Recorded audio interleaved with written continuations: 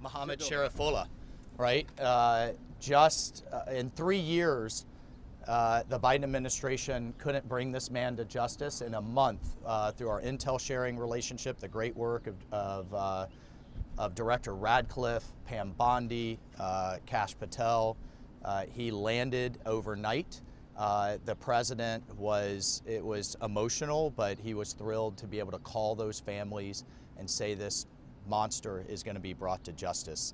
I mean, and I have to tell you, it was an emotional and incredible moment for me, especially for Steve Nakui, the father who was literally arrested the last State of the Union when he just kind of lost it emotionally and was just so frustrated and upset that Afghanistan in 4 years was never brought up in Biden's State of the Union. So it was an amazing night, and both Director Radcliffe and the Attorney General were out to thank the agents as this monster got off the plane and is being brought to justice.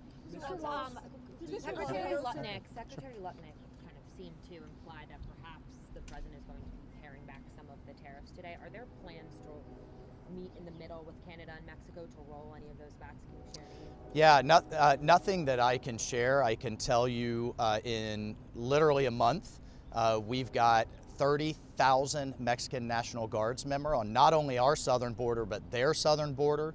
The 29 cartel heads that have been extradited, the U.S. has been asking for years and years, is truly historic.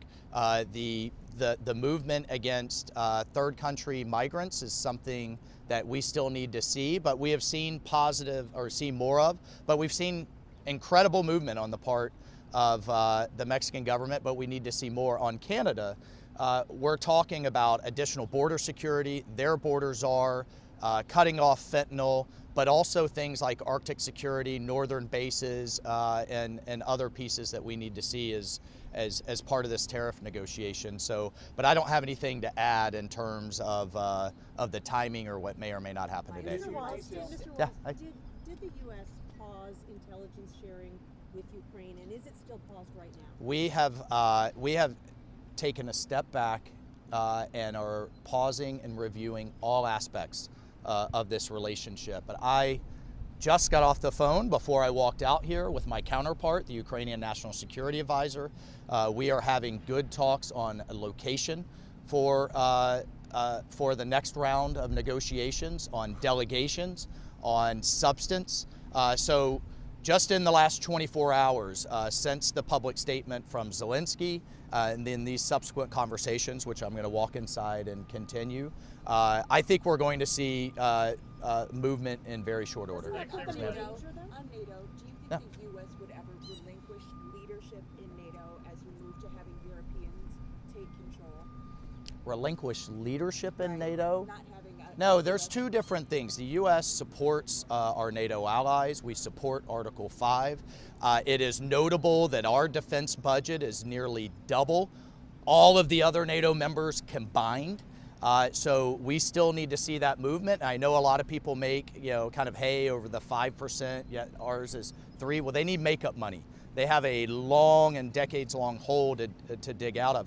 That's very different than the U.S. committing to militarily support U.S. troops in a non-NATO country. For example, the French had troops in Mali.